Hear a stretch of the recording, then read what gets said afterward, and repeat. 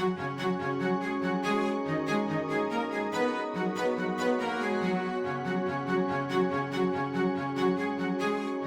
like to first start by thanking the City of Martinez for hosting this workshop, and in particular Michael Chandler for his ongoing efforts to support waste prevention, recycling, and water conservation. So thanks to the city and to Michael. So with that, we're going to get started. As the title says, we've got enough to use, but none to waste. There's plenty of water in a sense, but we can't squander it. So I'm going to just jump right in. In the beginning, there was the earth, and it was good. And then came along Adam and Eve. They had a pretty good recipe. Well, it started out okay, but then it started raining and got a little wet. They continued on their little dance. And the next thing you know, their recipe worked pretty darn good. 7.2 billion of us on this planet and growing. And we're all drinking water, using water every day. And we're generating a lot of water waste and consuming that material. And as we all know, we're in the middle of one of the most severe droughts in the history of California. So it's time to conserve that material. The state of California and Governor Brown has declared a drought. So we'll just go over some of those facts just to kind of set the foundation here. First part of the year, he says, I've declared this an emergency and I'm calling all Californians to conserve water in every way possible. A few months later, on April 25th, he says, I call on every city, every community to reduce their water use by 20%.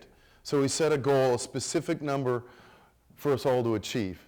Then recently, the end of last month, July 29th, the State Water Board approved regulations that went into effect that basically all Californians are expected to stop washing down their driveways and sidewalks, watering outdoor landscapes that cause excess runoff, and using a hose to wash a motor vehicle unless the hose is fitted with a shutoff nozzle, and using potable water in a fountain or decorative water feature unless the water is recirculated.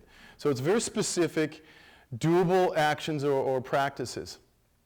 Locally, the Contra Costa Water District back in April has asked our local customers or residents to voluntarily conserve 15%. So it's 5% less than the state, but it's, again, it's a specific goal, 15%.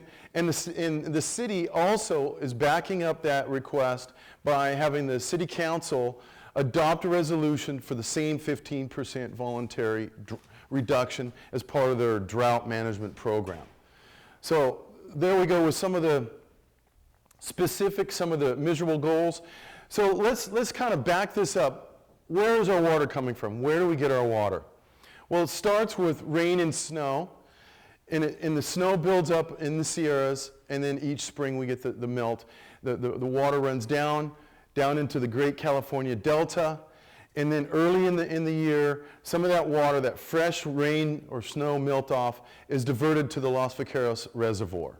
And that water feeds all of our local taps and faucets.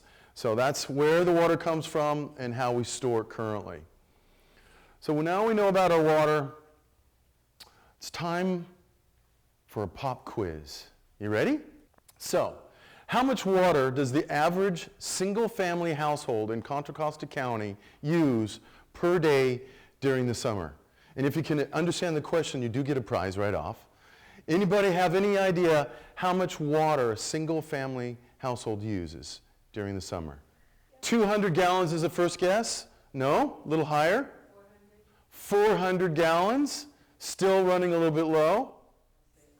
600 is the last call. No, we've exceeded it. The answer is 579 gallons per day in the peak of the summer. Like right now, we're using 579 gallons. So let's put that number into perspective as it relates to water use throughout the state and then regionally. Throughout the state, or rather in this case, did I miss one? In this case, in the state of California, on average, throughout the year, we're using 418 gallons statewide. That's a year-round average. So the summer use exceeds that. Outdoor use is the greatest consumption. We use 243 gallons a day, which is about 53% of our usage. And then indoor use is a little bit lower. 47% of our water use is indoor, and we're consuming 175 gallons. Now that's the statewide average. Fortunately, we have some data for Contra Costa County, more specific, and our number is a little bit lower than the statewide average. That's good. That number is 364 gallons per day. And it's an easy number for me to remember. It's one number shy of the number of days in the year, 365. So we use that many gallons per day, 364. Again, outdoor usage is the highest. We're using 58% outside, 42% or 153 gallons indoor. Now, you'll note in the lower right-hand corner there, winter use is lower because it's raining and less demand on our plants and irrigation, 190 gallons per day. And there's that 579 gallons per day number that was used in that quiz. That's the seasonal high. On average, though, 364 gallons. So that's the baseline. That's what we're using. So now what does that mean? What's the measurement? What it means is we need to really kind of take into our physical hands the understanding of how much water we use. 364 gallons a day equals, it's 132,860 gallons per year. Now, most of us know what a gallon looks like. I'm going to pass this around just to kind of give you a physical feeling. Imagine 132,000 of those things. It's a lot of water. Now, our 15% target is 55 gallons. What's interesting about that is today we're going to talk about rain barrels, and the common rain barrel is 55-gallon drum. So our daily goal is 55 gallons. Indoor it's 23 gallons, outdoor it's 32 gallons. These numbers are going to come into important here when I talk about how we're going to divert water from the indoors. Now here's a 55-gallon drum. That's your goal. Your daily goal is one of those drums. One of those drums diverted every day allows you to divert over 20,000 gallons a year. So that's impressive. This one diversion practice eliminates a huge amount of water. 20,000 of those gallons that you're holding in your hand right now. So here we go, another image of the drum. Every day on our 364 gallons of consumption, we consume 6.5 55-gallon drums. Imagine every single day a truck driving up and dropping off 6.5 drums of water. Okay, here you go, I'll see you tomorrow. And happening every single day. It's upwards of 2,400 of these are delivered to your home every day.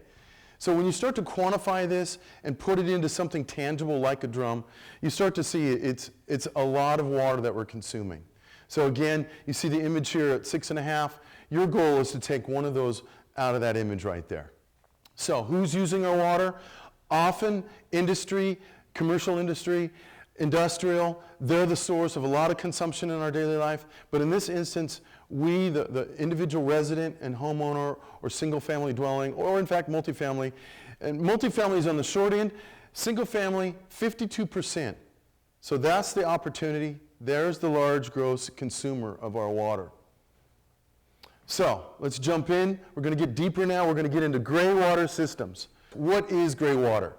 Let's get into a very specific definition so that we satisfy the California Health and Safety Code as they describe it. So we'll just go through this. As defined by the California Health and Safety Code, it is, quote, untreated wastewater that has not been contaminated by any toilet discharge, has not been affected by infectious, contaminated, or unhealthy bodily wastes, and does not present a threat from contamination by unhelpful processing, manufacturing, or operating wastes. In a word, it's used water that's safe and it's not contaminated. And a little bit further, the code also specifies what household sources can provide gray water. And here's what's specified. Bathtubs, showers, bathroom wash basins, clothes washing machines, and laundry tubs. Any wastewater coming from kitchen sinks or dishwashers cannot be classified as gray water in California. Here is the California Plumbing Code that allows the use of gray water, and it's very specific.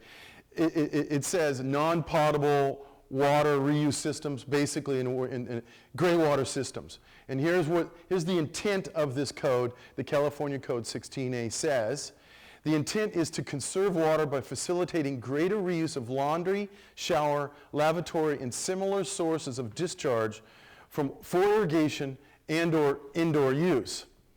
2, reduce the number of non-compliant gray water systems by making legal compliance easily achievable.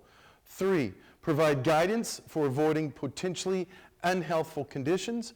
And 4, provide an alternative way to relieve stress on a private sewage disposal system by diverting this water to gray water. So it's very specific. It's kind of legal speak, but basically it's designed to make it easy for a household to divert some gray water for alternative use. So you ready? Another pop quiz. Which water source can be part of a gray water system and not require a permit? Here are your choices. A, bathtub. B, shower. C, clothes washer. D, bathroom sink. Or F, laundry sink. And everybody is saying what letter? C. They're saying C. You're correct. It's a clothes washer. So a clothes washer can divert the discharge water into your gray water system without requiring a permit. So that's important to know. And let's get into some math and show the value of diverting that water from your system. We can't see it very well, but what it says here is the average household uses or has 7 loads of laundry per week. That's a load a day. And each load on average is 36 gallons. Okay, and that adds up to over 13,392 gallons per year if you do a load a day. Now, not everybody does, but these are statewide data points, and so on average, the numbers show a load per day. What that means is if you divert your gray water system, that represents 10% of your total water use. So you're getting 10%. And remember, we've asked you to conserve 15%. Or 55 gallons per day. This is where you're really getting a payback on this gray water as it relates to your washing machine, your clothes washer. If you divert that, you are now at 65% of your 15% goal. Okay? So by simply diverting just one act, that being your clothes washer, you are doing 65% of your daily goal. It means you don't have much more to do in your day. So it's pretty impressive. Just well, that number is on average, which means the question is that number, that 36 gallons per day for high-efficiency washers, that number is the statewide average, which would take into account high-efficiency and low-efficiency appliances, okay? So here is the gray water systems language as specified in the gray water code. It says, clothes washing machines that do not alter the existing plumbing do not require a permit as long as these guidelines are followed. So you don't need a permit as long as you follow these rules. There's these do's and don't rules. So what you must do is you must have a valve to direct the flow between the sewer septic and a gray water system. Okay, you must have a valve to divert it either to the sewer or outside. You must have that valve or your gray water system labeled. The water you're sending, you must send the water to an irrigation system or discharge field outside. You must keep the water on the same property where the water is being generated. You can't let it go somewhere else other than your own property or that property. You must have a maintenance manual. Now that sounds scary, but a maintenance manual could be as simple as, remember, you're going on vacation, you leave somebody a note on what to do, turn the lights off, lock the door, feed the cat. It's a simple thing as like how the valve works, where and how you can clean the system. So it can be a one-page document that you pin up on the wall where your system is designed. We'll have some images of that shortly. And lastly, the discharge gray water must be under a 2-water cover of ground mulch. In other words, you trench it, you can have plastic shields or stones, and we're going to get into that. So again, lastly, the discharge gray water must be under a 2-inch cover of mulch, and you can have a plastic shield or stones. And we'll get into that in great detail. We've got some good images. What you cannot do, this is what you cannot do. You cannot use gray water or water from your wash machine used to clean diapers, dirty diaper water. So no fecal matter in the water. The water cannot contain hazardous chemicals, such as from a home photo lab. You cannot have pooling of the gray water, and it can't run off. So it can't just sit there, openly exposed, pooled, and it can't run off to adjacent properties. The gray water has to be accessible to people. It must not be accessible to people or pets, so it can't be in an open system or tub. It also cannot include a pump except for the pump that's in the washing machine. It cannot be connected to a potable water supply, and it cannot affect other parts of the building, such as the electrical or structural components. These all make good sense to me, okay? Here's the fine print. This is the actual code. So to make it easier, we can zoom. Okay, we're going to take a minute. You guys are going to read that? No, you're not. This is really just for legal purposes so that if you need to read this, when we post this publicly, you can read the fine print. Okay? For these systems that are using the clothes washer or the laundry, it's commonly called laundry to landscape.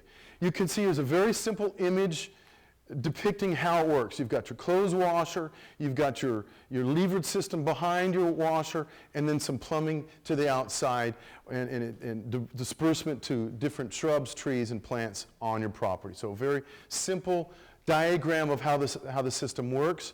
And so we're going to get, kind of like peeling an onion here, we're going to get deeper and deeper into this. But overall, as long as you understand, it's pretty simple. You're taking the discharged water and you're dispersing it outside as long as you're not pooling the water. So it's pretty easy.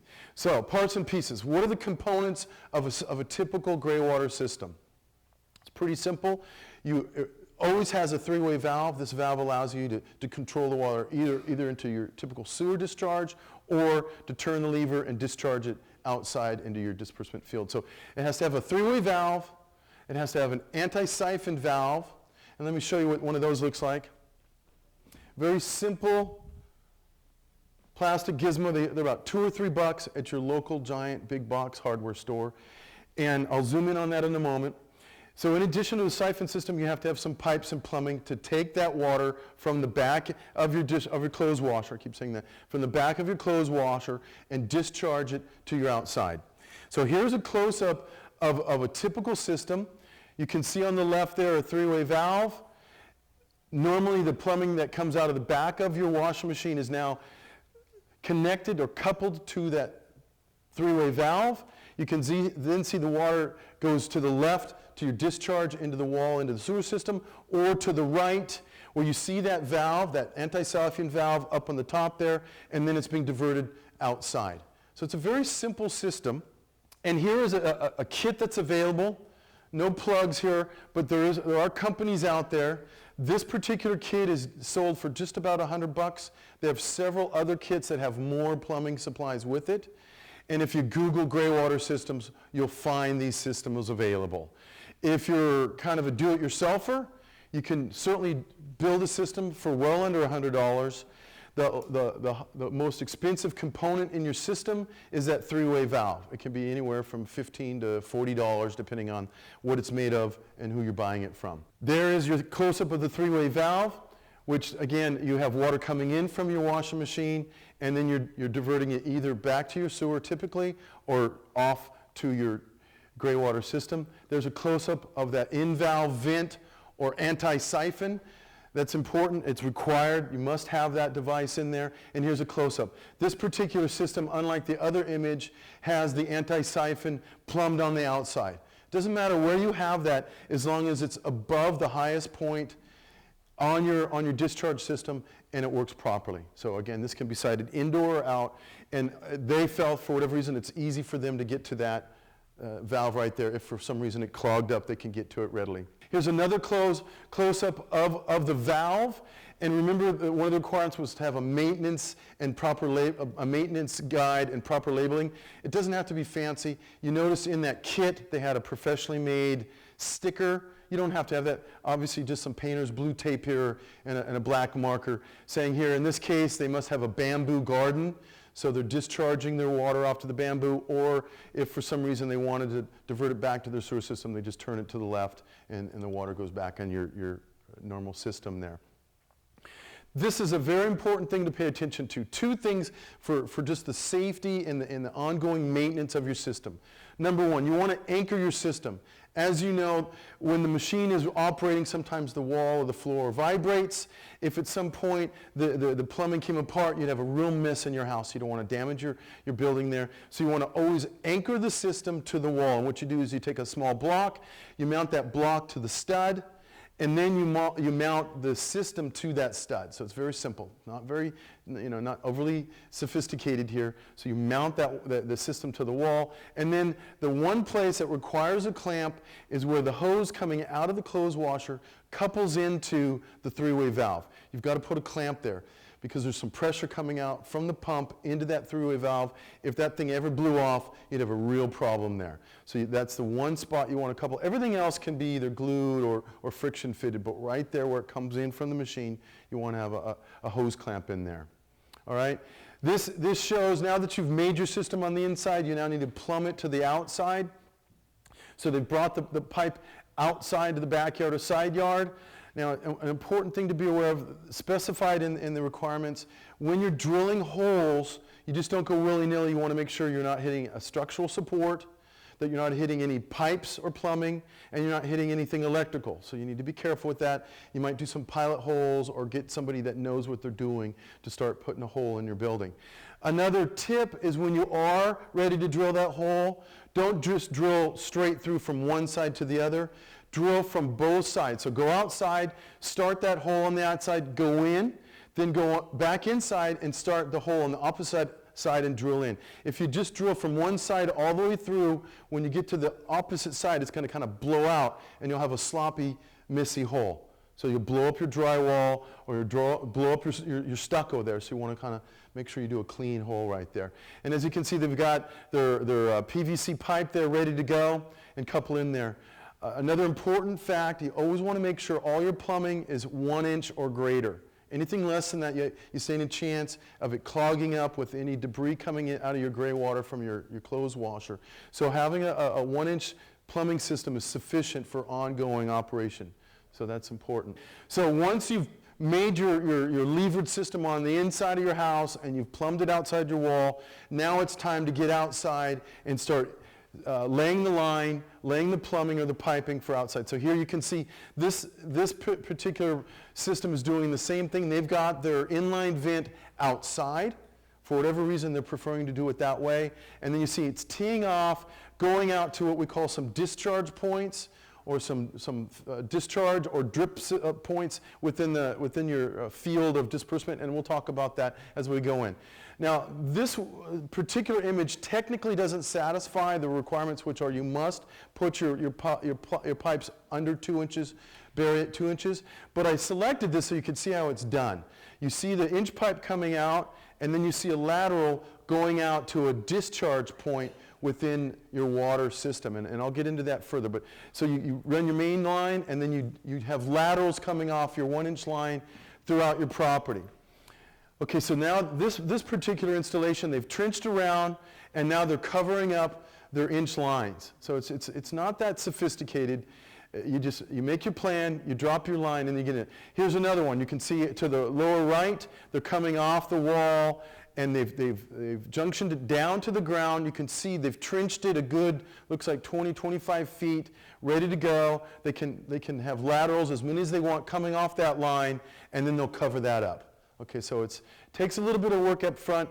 This system here, you can see they've already buried their lines, and they've chosen to use mulch to cover the material instead of some of these plastic shields. The plastic shields allow you to identify where your discharge points are. So this is my preferred approach. So you could have several of these throughout your property.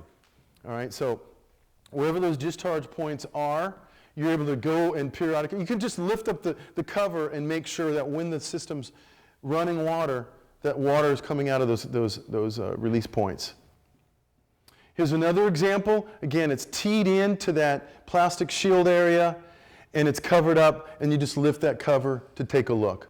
Here's a commercial valve chamber here. You can see on the bottom right there, the pipe's coming in there. It's a little damp in the bottom of that well there, so you can see that it's open and flowing. Here is a nice, handsome, completed installation. They've laid the pipe, they've covered it up, and you can see the access point right there. That you could have several of those throughout your property. This one here, a little more simple than the commercial. They've got looks like she's using a piece of terracotta to cover up her excess port right there. She can go in and periodically just inspect it to make sure that there's no blockage or plumbing. Another thing, you never want to block any of your discharge points. It's always a completely open system. If that were to be blocked up, it would back up into your house and cause some serious water damage. So those are some examples of the shields. This particular one, the resolution of this image is very low, but it's a very interesting design. You can see what's going on here. They've got their 1-inch pipe coming into just a typical 5-gallon bucket. And then from that bucket, they put out kind of a star system, some smaller, probably 1/2-inch, 3/4-inch pipes in 6 points. And then if you note, it's in a round trench. And at the end of each of those 6 laterals, it looks like they're digging a hole for a tree or a shrub.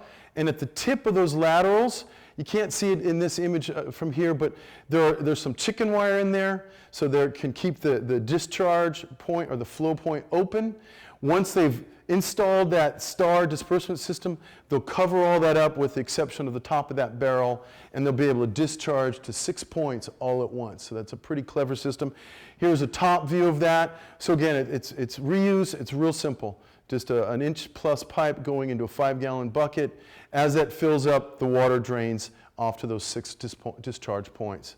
So a very clever way of dispersing water. Shield systems you saw in those earlier images, different types or different shapes. So here these are commercial valve covers. You've seen these all around in standard irrigation systems. Here's an open top rectangular.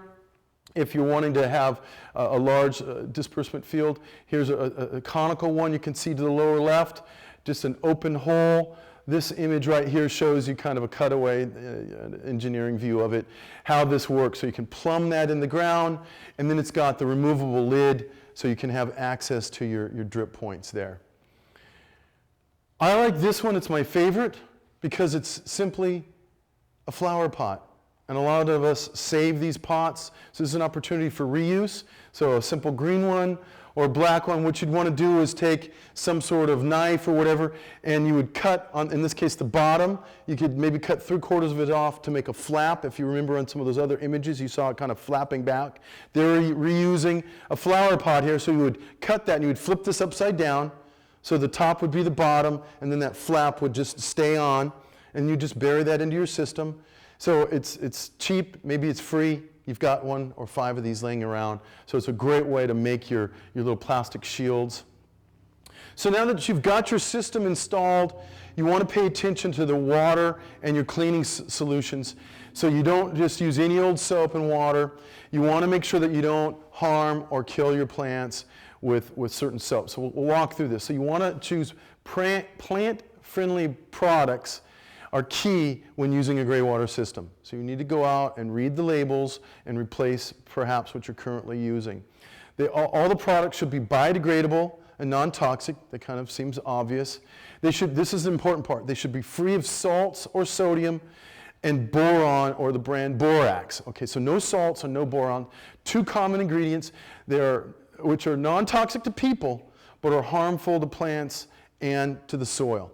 So you just want to read the labels, no salts and no borons.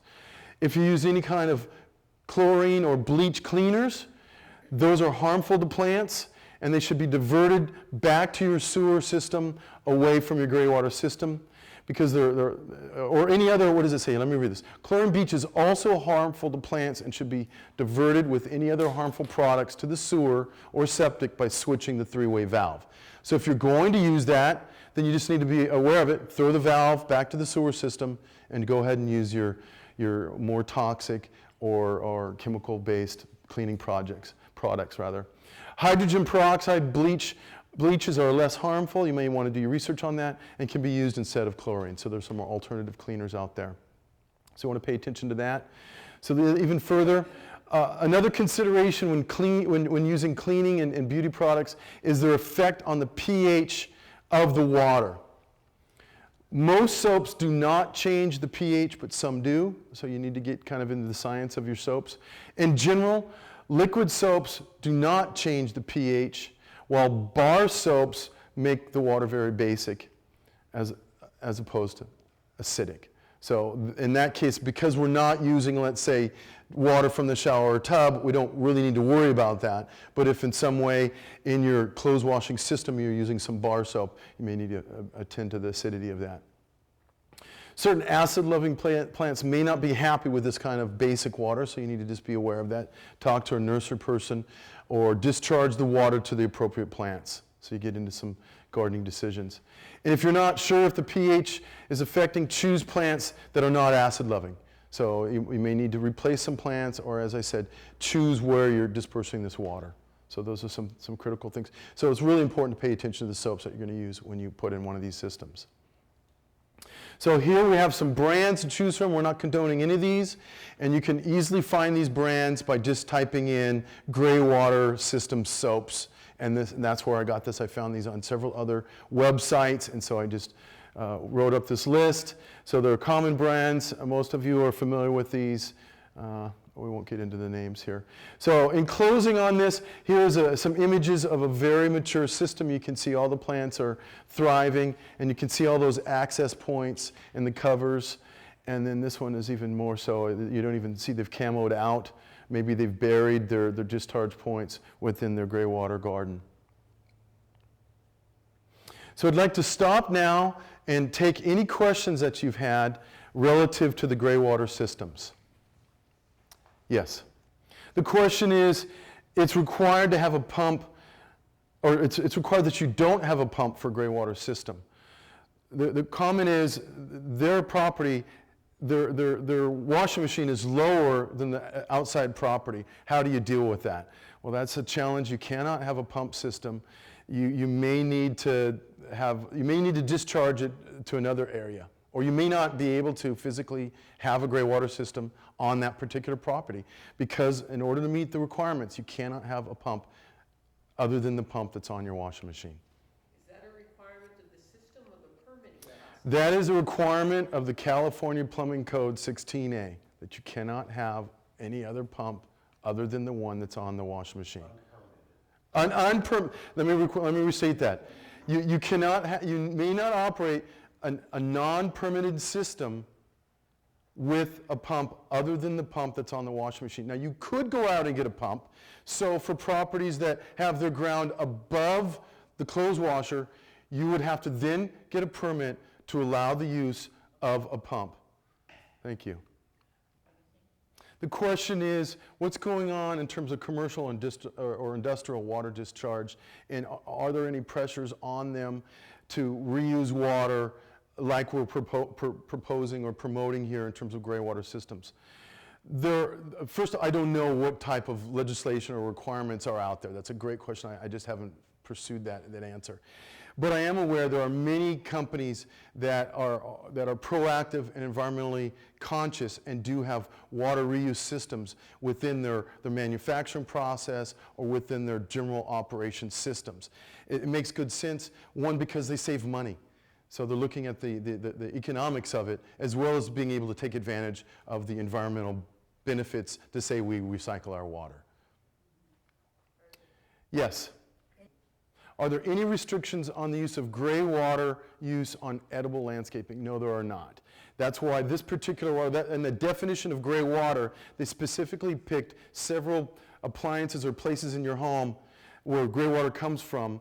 And as we mentioned, they've excluded the kitchen water, basically, in dishwashing systems because of potential biota in that water. The other water, once it's filtered out through the soil, has no harm to you or your plants. The question or the comment is he's heard that gray water turns into black water if stored for longer than 1 day. And that's true because, and that's one of the primary criteria, is that the water cannot pool or stand or be in any sort of a tub, that it has to discharge immediately into your property to avoid that whole biological condition. It will go from an aerobic situation to an anaerobic condition, which is unhealthy. So that's true. The comment is from somebody that has a gray water system that for ease of installation or design, that the temptation is to have your discharge points close to the home or property walls, and that's not advisable because you have long on-term water potential or potentially ongoing water damage to your foundation. Yes, it's safe. It wouldn't be permitted. The codes and standards are designed and set in such a way that it's for your safety. So if you recall, there was lots of words of healthy, all these things in the language itself. The code specifically takes those concerns into account. So yes, it's safe to use that water because it's going through the ground, it's percolating through the ground into the soil, and then the root system's taking it up. It's not like anything that might be bad in the water is jumping into the air into your plants. So it's able to percolate through the groundwater or through the ground and be absorbed. So yes, it's safe because it's not standing and becoming unhealthy. All right, well, let's continue. Let's focus on rain barrel systems. Let's start with a pop quiz. You guys ready for this? All right, what percentage of total water used does the average single-family household use outdoors? And a hint, you already have been exposed to the answer. Here are your choices: 42%, 63%, 58%, 76%, or 33%? 58. The answer is 58%. You guys are smart. That's right. 58% of the water we use is used outdoors. So there's a great opportunity, and taking advantage of rainwater can help offset that use outside. So let's talk about rain barrel systems. There are many ways of doing it, and as I prepared for this presentation, I was just amazed at the different kind of flavors, shapes, sizes, and colors available in terms of how one can make a rain barrel. And so my original intent was to bring in the classic famous blue 55-gallon drum. And I realized, well, that's just one way of doing it. And I didn't want you to fixate on that's the only way to do it. Because really, as you'll see, the basic elements or components are very simple. And what you do from there is up to you. Here are your basic elements. Of course, you need a barrel or some large container. You need to pipe the gutter system into that barrel. And of course, you need a spigot to dispense the water.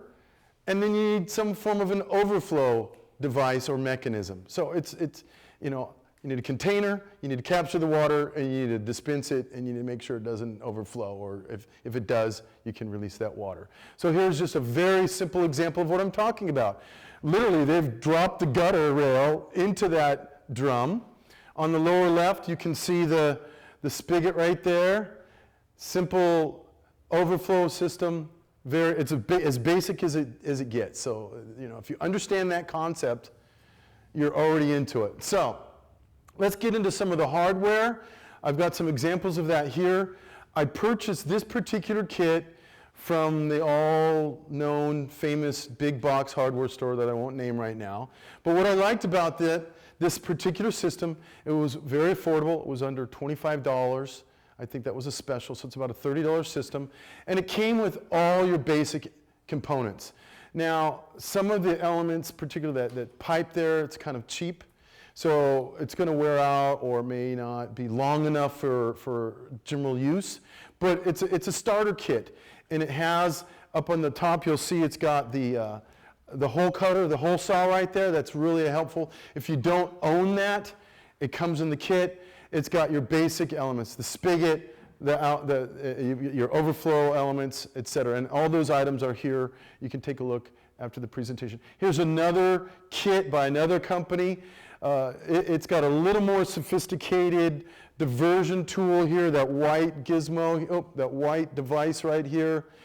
Taps into your downspout on your gutter system, and it diverts water away from your gutter into your drum containment system. This particular one has a spade bit saw, a hole cutter right there. You'll see that in the lower left corner there. Instead of the hole saw, it's got a spade bit. So same thing, only different. It's got some labeling in there, so you don't drink it. That's important. And all your basic components. So that same brand here, you see they've tied it into your downspout from your rain gutter system, and then you divert it over to your barrel, as I said earlier. There are many different brands out there, shapes and sizes, price range. These are anywhere from a couple of dollars on up. This particular brand is the same brand as that inline vent that we looked at earlier. So there's another way. Here's yet another system, very simple, just ties right in, and the pipe comes right off. This one here has an interesting screen in there to help keep any debris, particularly leaves or branches that accumulate throughout the year in your gutter system. Helps to divert that, and there's a little access gate on the top of that diverter so that you can reach in and clean out that screen. And then of course the coupling, the couplers on the lower right there, or lower left rather, to tie into your downspout. This one, interesting, kind of a Y here up at the top. You'll see this little lever here, so you can switch it back and forth. If for some reason you only have one or a few containers and they're full and you no longer wish to capture water, you simply throw the lever and divert the water back to your original gutter output. So that one's your more standard rectangular shape. Here's a more exploded view. You could see how you could put in extra elbows in there. You see how that works, pretty straightforward. One's going to go off to your container, your barrel, and the other's going to go down to your typical disbursement. Same thing, only different. This one's round versus a rectangular. Again, it's got that lever switch on the top there to divert the water back and forth. I think maybe if you keep it in the middle, it kind of goes 50-50. Depends on how the baffle is. This one's a plastic version. Again, it's designed for round pipe. Looks like they've got some sort of an access panel there that you can pop open if any debris collects in that little pocket.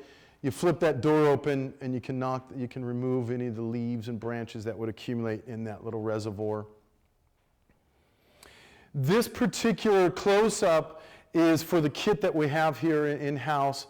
On the left there, you've got the hole cut out, and then you put this little rubber gizmo into that hole.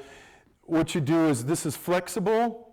It goes into that hole that you cut, so you force it in the hole, you mount it with 2 nuts or bolts, and then you tie in with your hose, your piping right here. So it's pretty straightforward. And you want this to be up, so that the water comes in and goes around. There it is, an image of using your simple hole saw. So you target your hole point and you get in there and you put the hole in there. And then, as I said, you insert that diverter piece, that rubber diverter, into your hole and mount it. This one, when I was gathering images for the presentation, was very interesting. It's crazy. Somebody took somewhat 2-liter soda pop bottles and strung them all together to make a pipe. So there's a never-ending opportunity for reuse. So that's just a real simple system. If it cracks and gets old, time to go drink some more sparkling water or whatever, okay? So now here, we call this making connections. Different ways to plumb in or connect to your barrel of choice. Right there, again, your classic blue drum. This here is a flexible diverter pipe that you can tie into. It's expandable. See if I can do that. So you see it's expandable. It ties into the top of that drum, and then you do a coupler off into your... Did you get that? So we'll do that. So this is expandable. You can expand it out, and it's mobile, and you just tap into your existing gutter system. That particular piece was about $2 or $3. Very affordable. Certainly they have different shapes and sizes depending on the type of gutter system that your house has.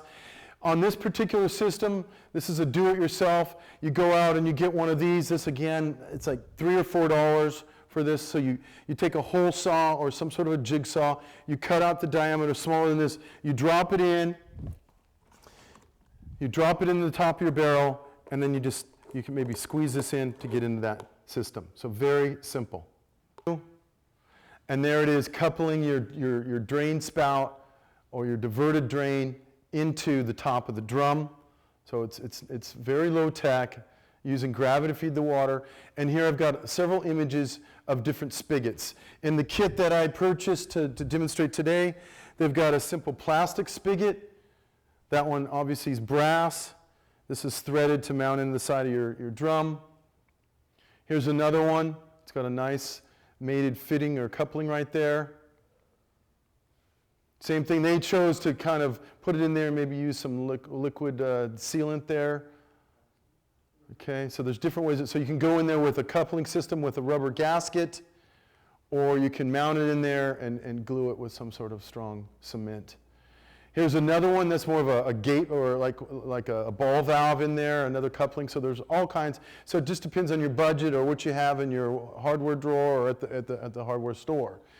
This is more typical to a hose system, very simple.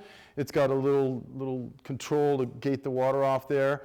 Now, take into consideration where you put your spigot, because on some spigots, they shoot down. So if the thread for your hose is facing down, and that's close to the ground, it's hard to get your hose in there. So in this configuration, it's coming out, so it allows you to couple the water hose easier than fighting it, or you have to put it over a lip. So where you sight it and the angle of your spigot there is important. Here's another one, real simple, in use. There we go. We're now moving into how to prepare your barrel for your overflow. So again, using a hole saw or a spade bit, same thing, cut your hole. You want to get your measurement right. And then if you have a system like this, where they're choosing to have that screen on the top, you can reach in and mount your overflow valve in that way. But in some systems, they don't go that way. They'll plumb in. You see the white threaded openings on the top of the barrel. Some designs, you drill a hole into that white plug, and so you don't have the luxury of getting your hand inside. So you have to kind of get artful on how you put your overflow valve in your system. Now, that also brings me to state, I prefer barrels that have removable sealable tops, because then you can easily just take the top in, and then you can mount any of your hardware from the inside out and get nice tight fittings, and you're done, no leaking. It's easy to do. So as I said, going into this, there are many different barrels to choose from and many different ways to configure or build your barrel. This goes on to what I'm saying. Here's an open top, kind of like an olive barrel. They've gone in there. I guess they really want to make sure that overflow is going to work well. They've got about a 4.5-inch hole there, and they're never going to clog that hole up. But obviously, you can get in the top. That's my main point of this image, is that you can get in from the top and mount your hardware. So speaking of hardware, this is a classic, threaded and friction nipple that you can mount on as an overflow device. You can mount the threads onto the drum, and then you can use the friction nipple there to put on a hose as part of your overflow. Again, there's many different ways to do this.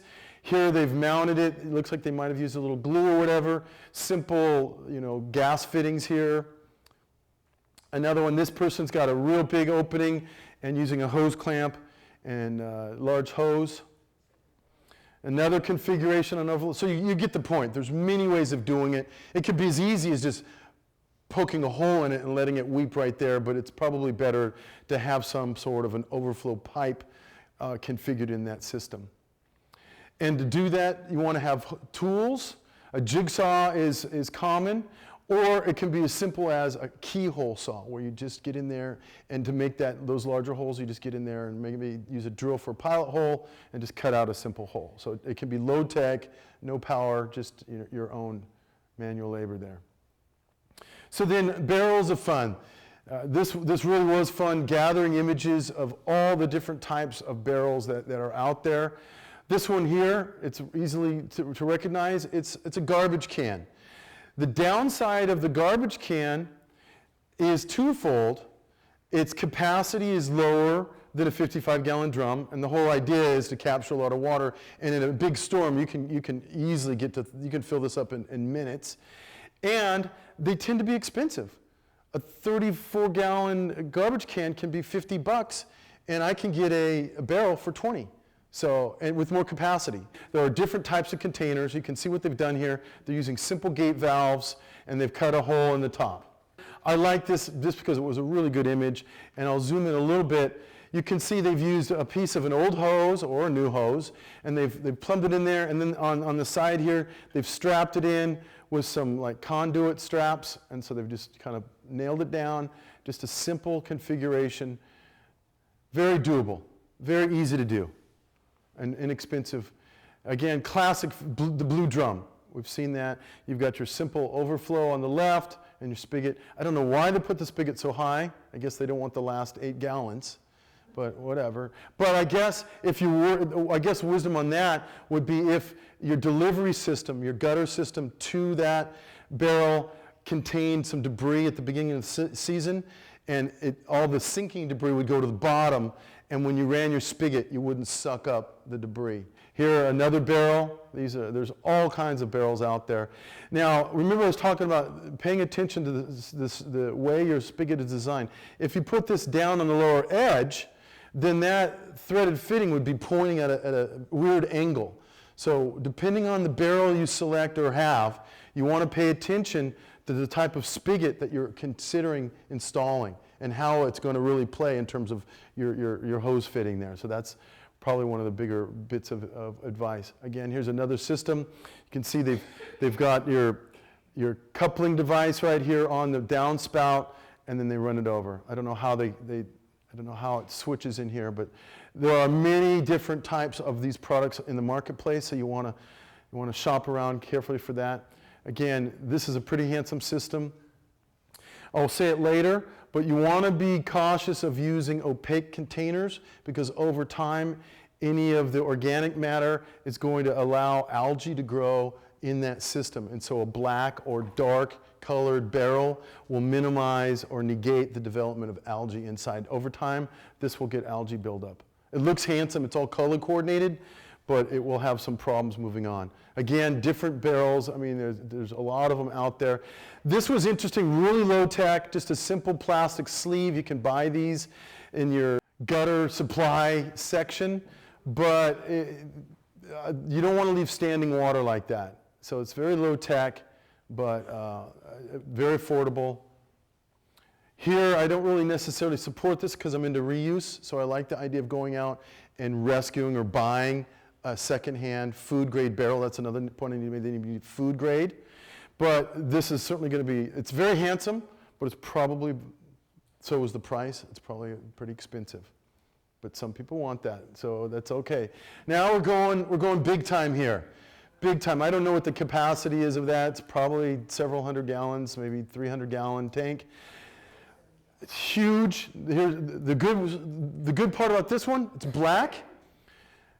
Same thing, only different, except for it's that opaque and over time. Now one could paint that, and that would actually camo it out a lot more in this garden setting. So you could use just a little bit of paint and just paint in the squares. Now, if you get serious, you can realize, back to the math up front, our daily goal is 55 gallons.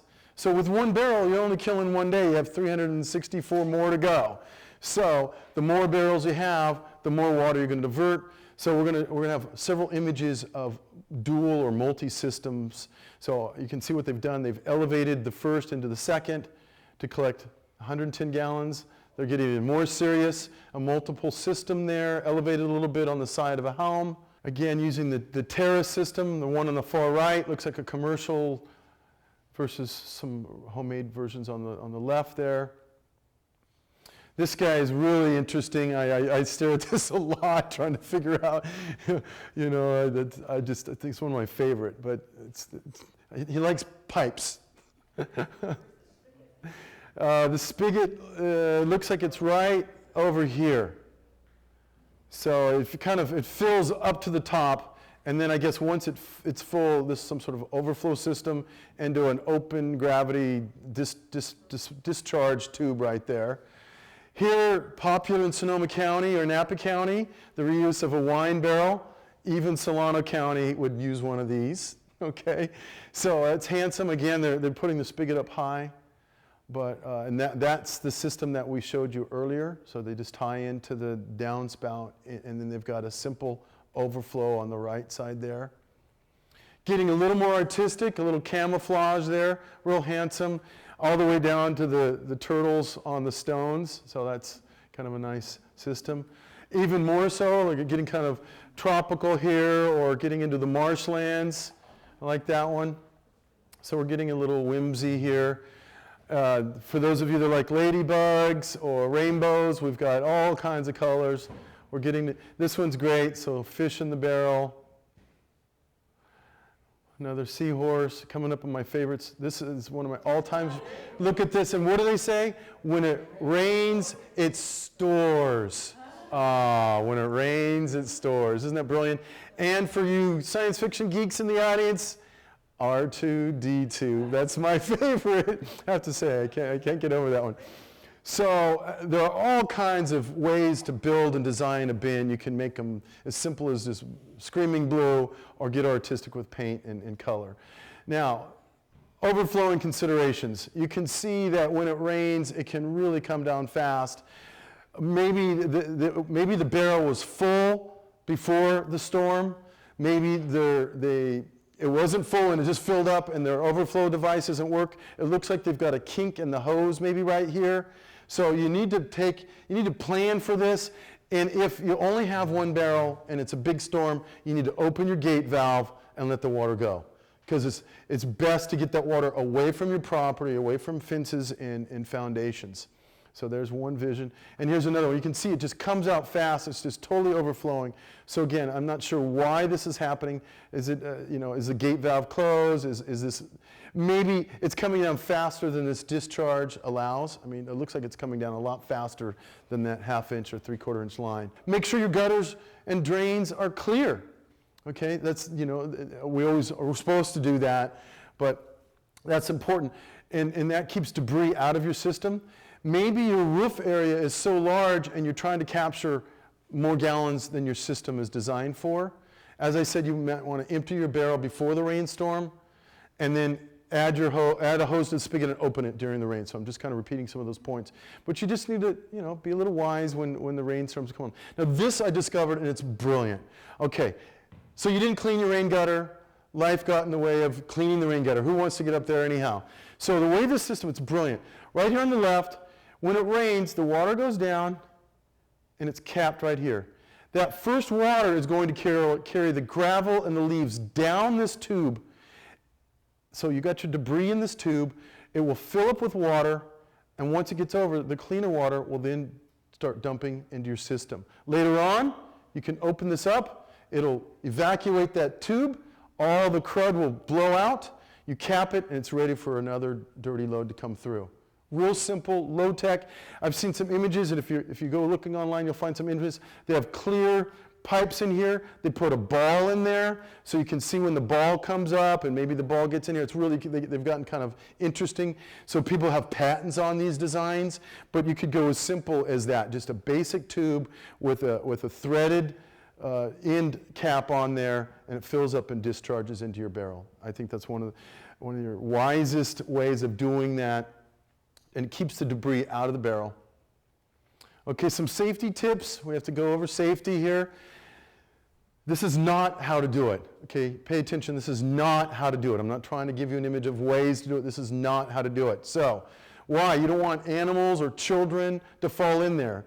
Sounds a little silly, but kids are curious. Last thing you want is a little kid to fall in there. They would not get out of that barrel. It's bad, okay? Breed mosquitoes. So you want to keep your barrel closed. Second point here, keep the barrel covered and place screens and openings to prevent mosquitoes. That image right there, mosquitoes are having a heyday in that thing. So not only do you not want that open like that, but on those other designs we showed you where you cut a hole, you want to put in some screen in there. So even though you've got a screen in there to capture the leaves, you want a finer mesh to keep the mosquitoes from getting inside there. So even though you can't see inside, they'll get through something like this easily. They'll get through that, no problem. They'll be the inside of your barrel making all kinds of mosquitoes. So you want to be careful. So you want to put in a piece of window screen or screen door screen in that system. Or you could even take a piece of hosing, leggings, and put that around your downspout into that screen area. But then you'd have to make sure to clean that routinely because the leaves would capture there. So it goes back to that other design. So you want to keep your barrel covered and place screens on all openings. A full barrel weighs at least 400 to 430 pounds. The weight of the barrel plus 55 gallons of water. We talked about the weight of water. If that thing falls over, you can break something or you can hurt yourself. And I talked about this earlier, using a dark barrel to minimize algae growth. So those are just some important, obviously the algae is not a safety issue, it's just more of a maintenance issue. So you may wish to elevate your drum. There are commercially made stands, or you can get handy and make your own. Just like the styles and types of barrels, there are many ways to do the stand. You can use 2x4s and 4x4s. You can see they wanted that one elevated. Looks like they've got some sort of a water line there that they plumb into their drum. And then you can go basic blocks or cinder blocks or cinder bricks and such, something like that. But again, here you want to be careful that that thing is not going to topple over. You know, if the water saturates the ground here and it gets soft, that thing could list to one side and fall over. So you might want to strap that down or just make sure it's really on secure ground. Okay, so saving water for our future. Here's just kind of some closing imagery of a really handsome garden. You can see what they've done. They've diverted water into the rain barrel, and they're using that water right into their raised beds there. And then, of course, we're always thinking of our children and grandchildren, and you can see she's learning how to water her garden using rainwater. And, of course, Martinez loves to save water. So a little plug for Martinez. So I want to mention here, we've got, at the end of this presentation, some 3 different slides of sources and links. Here, these links are to general information on water conservation, just basic practices for indoor and outdoor water savings. This next is on gray water systems. So we've got some fact sheets. So if you want to look at the regulations and code on gray water systems, you can go to these links. Of course, you can Google gray water kits. I didn't want to plug anyone, and there's many of them out there. And then on the rain barrel systems, I did plug one, this rainwater saver. They had some good stuff. Do it yourself. Has a good visual kind of pictorial on how to make a 15, and then there's $15 rain barrels. So there's different sources out there. Again, the internet is a great way to find those. I'd like to now open up to the audience and ask any questions that you may have or comments you have about rain barrel systems. Yes? How long can the water sit? How long can the water sit? It's a good question. Since it's not gray water, since it's just rainwater, probably, I don't know. Use the water, how's that? How long can the water sit? A week. I don't know. How long? 2 years. 2 years. You can keep the water up to 2 years. In a dark container. In a dark container. How long can the water sit in the barrel? Up to 2 years in a dark container. Yeah, there are definitely diverters that have switches that allow you to direct the water to the barrel or back to your regular downspout. And there are some that also have screens designed in them. The comment was the woman says she's seen spout diverters with levers on them, and yeah, there are many of them out there. Question in the back, yes? You do not need a permit for this system because it's not tied into any indoor plumbing.